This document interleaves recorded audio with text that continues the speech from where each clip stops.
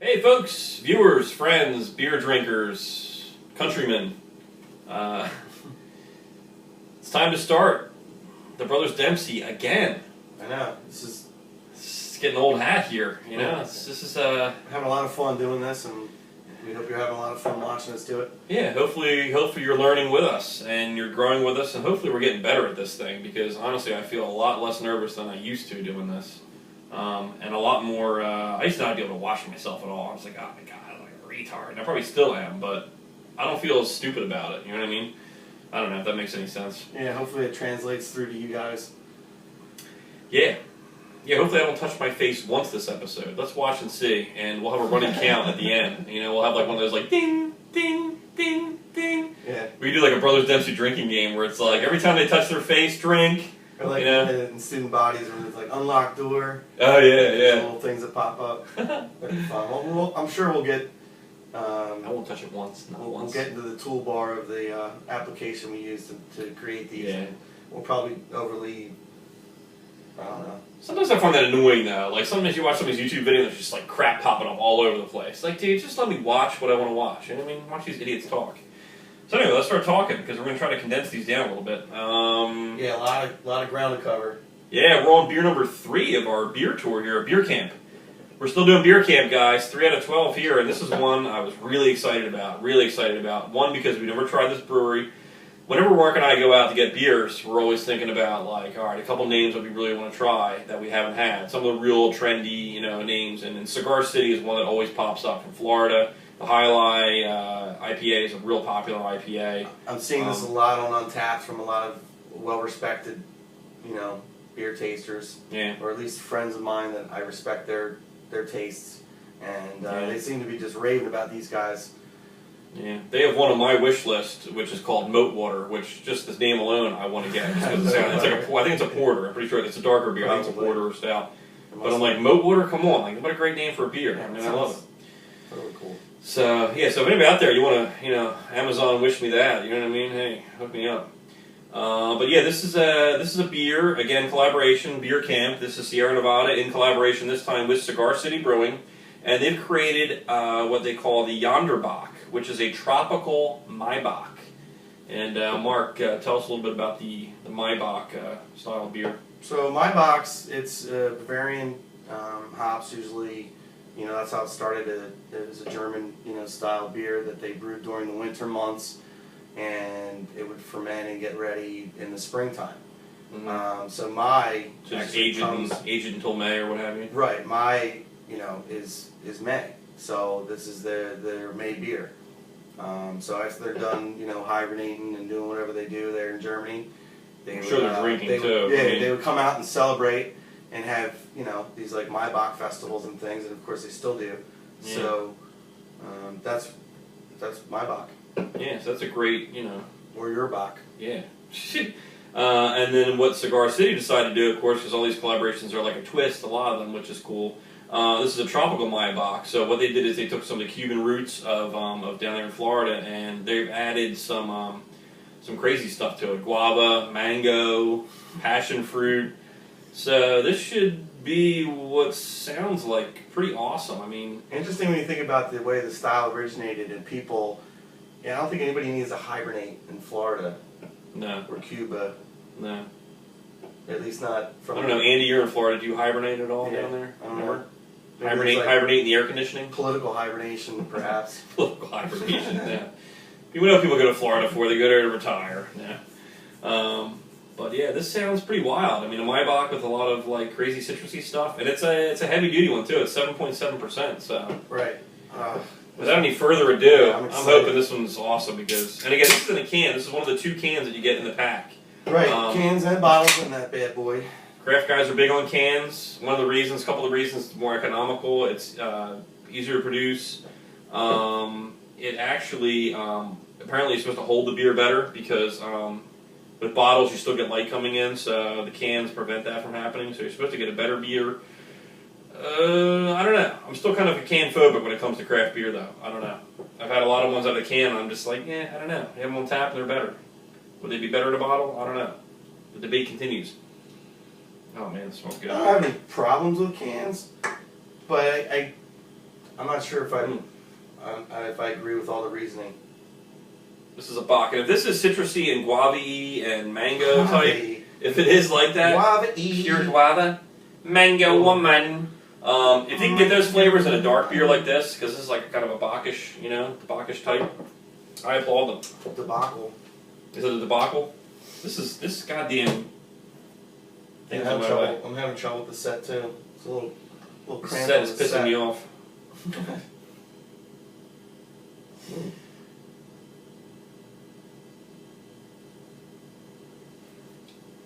Love the color of this guy. Yeah. Try to Ooh. give you guys a better glance this time. First sip, definitely stronger alcohol than I've had. Not that it's a crazy alcohol taste, but you can definitely tell it's a stronger beer. But it's got that awesome... My Bocks are also traditionally stronger. Yeah. Again, that fermentation process and the length that goes through from, again, the winter to the spring, you know, that's the alcohol builds during that process. So it's going to come out heavier. It's a strong Bavarian style beer, and This is delish. This is just delicious. I wouldn't know. I mean, you could. Again, you know, we can go back and forth on cans and bottles all day. I wouldn't know this was a canned beer. No. No. That's just me. No. Off the bat, I wouldn't say, "Oh God, what'd you?" No, not at all. I mean, as far as that goes, no, So nothing at all. that's no worries there. I'm honestly was hoping for a little more citrus in this, though. Were you a little bit? I mean, I think it really balances out. I think it balances out the Bock well, but I like the idea of throwing a lot of heavy citrus into this Bock style because it's something that sounds really interesting. I guess they didn't want to kill the Bock, I guess, but no, and I think it says, you know, they wanted to go for more of the aroma and maybe not so much full on taste. Yeah. So it's maybe going to be injected with a lot of fruit. But if you take a nice slow sip and let it really fill your mouth, as long as I like to let a beer just sit on my mouth and just let it hit my tongue and just kind of roll over it and just can feel all the different points on it, it almost is like IPA-ish in a bit, doesn't it? I know, it does sound, sounds illegal in some states. That's just what I do, people. That's how I roll. But what I was saying is it's almost IPA-like in its feel. Like you get almost like that florally IPA, and I think with the alcohol coming in, right? Almost like maybe like a double IPA or like a stronger, maybe not double, but a stronger IPA feel. But then that Bock, you know, that malty Bock takes over. It's definitely a pretty well-crafted beer. I mean, you get a lot of that, you know, that citrusiness, and then you get that Bockiness, and it's good. And again, it's release really good. In the spring, what better time to have, you know, that kind of aroma? To me, honestly, this would be like early cold spring, like a rainy day in March kind of beer to me. That's all we have here. Yeah, I know. Spring until. But it's kind of heavy. I mean, don't you think it's kind of heavy for like a spring beer? You think about the spring and like you're out there, say you're out there planting flowers or some shit. You want to be drinking this? I don't know. Well, it's more of a celebration, you know. Yeah. I think it's more of a celebration. It's kind of The alcohol will definitely kick you in the ass, though. I mean, it's nice. Yeah, for Americans maybe. For Germans, this is probably right up their alley. But this is smooth. I mean, alcohol 7.7 is usually strong enough where you can kind of get a bit of a kick if the beer's not done well. And this is nice. It's smooth as silk, man. And it's hard for me not to pick favorites. This is an early on favorite of mine for the beer camp. Yeah, definitely. This is a front runner here. Yeah, we'll have to maybe we'll radars like top to bottom. Right. You know? Yeah, we'll have to. We'll think about some ways to we'll present the information out there. Talk about all the collaborating brewers among Sierra Nevada. I'm not even a big Sierra Nevada guy, but no, I was going to say that when we first started talking about it. I think like they're 100 times cooler than I ever did. Yeah, exactly. I think the spirit for beer and their love for beer. I mean, you know, the community of beer. The community, right? I mean, you think about the competition. You hear about it so much, and all the major breweries getting together. These large, century-owned, family-owned breweries that are, grouping up together and buying all these other guys out and doing all this other stuff. It's nice to see that it's not quite the craft beer community is different in that respect, where they're not really after each other. Yeah. It's just like all for one. Yeah, I mean everyone's out there to make a good time. I think if they all kind of come in, I think they all realize they can come in and capitalize on the big boom. You know what I mean? If they play the cards right, you know. Right, and they're gonna face the challenges from the legislature of the country, where there's different laws in different states and things like that. Like to me, like even the logistics of this, I'm not sure how they got all the beers. You're in the logistics industry, so yeah, I don't know if they were brewed someplace and then got shipped and then bottled and packaged somewhere to be sent from a central location. It just really, really massive undertaking. This whole collaborative project and. Yeah, I mean, just getting all the guys on board and finding out, and I guarantee once there was buzz about this, so they're making all these beers. Yeah. They couldn't be all in just one place. I mean, they must have been brewed in probably all over. Yeah. So well, from what I know, find out more about that. They were brewed their 2 locations, as far as I know, from North Carolina and then in Chico, California. All right. I guess the Eastern guys kind of. That makes sense too. I don't know. Like, how do they do it? Like, did the actual brewers come down to go to their brewing facility and brew it themselves, or did they give them like a recipe, or did they? Does Sierra cut off what they're already making for an entire? Yeah, I mean yeah, exactly. I mean they're going to lend their facilities for this. That's a big commitment, you know.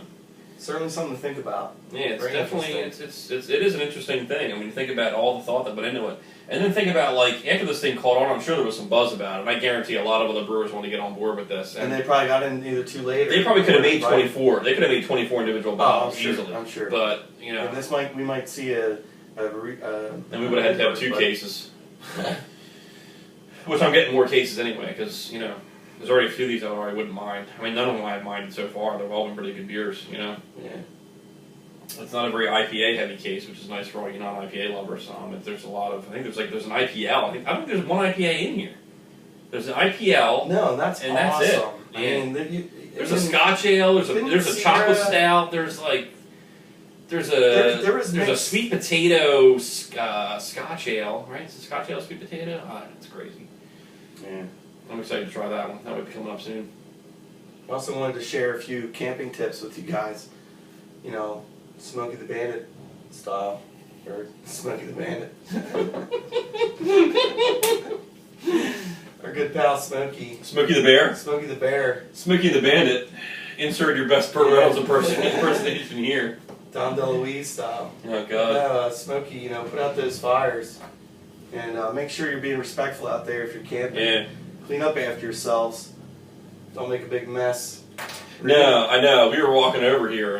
We were walking around. What the hell we were doing? We actually were camping our beer over because so my brother thought we were going to go to my house, and we live close together, so he didn't drive over. He freaking walked over. So I was like, I thought we were going to do this at your house. So he's like, no. He's like, well, I didn't drive. Like, you want to lug this stuff over? So it's like a couple blocks, but we took like 3 bags each. Like, we were actually beer camping on the way over here. So all this beer and our gear and crap was hauled over on foot. So, but anyway, getting back to what you were saying, we're walking over and I see this beer on the ground. I'm like, freaking, like, these people just littering. It just drives me crazy. Like, but I'm like, you know what? One thing you never see was a Bud Light bottle. And I'm like, you never see a craft beer, like, on the ground. Do you ever see a craft beer on the ground? Like, I never, like, you see a beer on the ground, it's always like, no Light. It's freaking, Keystone. Yeah, Keystone. It's usually a can or something like that. Like, if I walked down and saw, like, friggin', like, Firestone Walker or like Founder's Breakfast Stout. Oh, some guy was drinking Founders in the woods. Like, right. Nobody does that shit. You know what I mean? Yeah. Maybe that's something we'll see at some point. But it's funny. Probably. It's because all the craft beer guys are sticking them up on their fridge and putting them on like they're sticking them on their shelf. Right. That's probably why they're not. Yeah. Like they don't even make it out. They don't even make it to the trash. No. They don't. Let alone outside or anything. They definitely don't throw them out. I mean, these guys collect these things like trophies, dude. It's like, oh, check this beer I had. It's awesome. We're gonna put it up on my thing. You don't have guys in muscle cars throwing cans out the window. Yeah. We keep them for tropical my box. We keep our beers for prop purposes. That's the sad thing. The next 20 episodes you're going to see is all going to say beer camp on there. You're like, come on guys, change your friggin' set. But sometimes the sets are weak, but we try to mix them up a little bit. It's fun for us to kind of scrounge around, see what we can throw out there. Yeah, awesome. All right, so this was Beer Camp version 3, first in a can. Yep, again. Yonder Bock, and it's definitely a Yonder Bock. Yeah, and I like this color. It's cool. Yeah, purple and blue is kind of cool. It's neat. Cigar City, my first beer from these guys too. I liked it. Yeah, I like this one a lot. This is probably the best one. I'm thinking at 4 on Untapped. Yeah, I would probably give this a 4. It's tasty. Again, for me, the only criticism I have is I wish there was a little more citrus. And I mean, they talked about guava, mango, and passion fruit. I don't know that I could pick out any of those flavors in this beer. You know what I mean? Maybe the combination of all of them is kind of muddled, but maybe a little passion fruit. But I think it's more of the aroma and less of the flavor. Mm-hmm. Not that there is much aroma to speak of, even in that respect, but Yeah. or that regard. But it's good. Yeah, it does say aromas too, so maybe it's just the aroma. But there's still, aroma is flavor, whatever. We've been. It is hoppy. It's a Bock beer that smells like an IPA. Sometimes drinks like an IPA, but doesn't necessarily taste super. It's not hoppy, I would say, by any means. Would you? Maybe slightly hoppy, but it's almost like it's like a Bock, but it's got that alcohol of a double IPA that takes care of the hops, so you don't have that whole bite going on. You know. I'm excited to get that second case coming in. It finishes Bock. Just to This try is this good. one again. Yeah. This is good. That's the sad thing in tasting beers. When you get one, it's like, I want more. Doesn't always happen. We're drinking these beers a lot. Like for tastings, dude, we're killing these beers. Yeah. We're doing these episodes in real time. This is our third one in like 30 minutes. We're doing 10 minutes a clip here. We're drinking like a beer every 10 minutes. So that's like a power hour right now. Yeah. We should be bombed the next time you see us. All right. Yeah, hey, even though there's, maybe no more of these to have, there's plenty more episodes of the Brothers Dempsey coming up. So That's thank right. you for staying with us. For your viewing pleasure. Yeah, absolutely. Like us. We may have a Facebook page coming up soon. Yeah, we're going to launch that and try to streamline some of the communication with you. Yeah, like I said, don't be afraid to give us anything, criticisms or whatever. I mean, I know most of you guys are our friends, but share it with your friends too. Get some strangers involved, because I don't know, anybody that likes beer, just kind of reach out to people and just see what they think. Yeah, we're going to have some guest appearances coming up soon. We're really excited for all that too. Social networking is big too with the beer world. I mean, honestly, I would have not known about this beer camp thing and some other stuff if I hadn't recently liked some pages. I'm not a big like whore. I don't like, I like this, like. Because then you're reading your news feed and it's like, I like this, you're like, oh, so-and-so likes that, so-and-so like Walmart. I like that. It's like, come on. It's like enough of this stuff. But ever since I started liking some of these pages, like Beer Buzz, Beer Pulse I think is a good one. If I can give them a plug, Beer Pulse. They always have interesting articles, new beers that come out, and that's when I found out about this early on, and I'm glad I did, because if I didn't find out about this early on, it would have been gone. And then, if you didn't already know about it, we wouldn't have it to be the ones to let you know either. Yeah, exactly. And hopefully we can get this out to you before it's too late, Yeah. All right. Hey, thanks for drinking. Thanks for watching.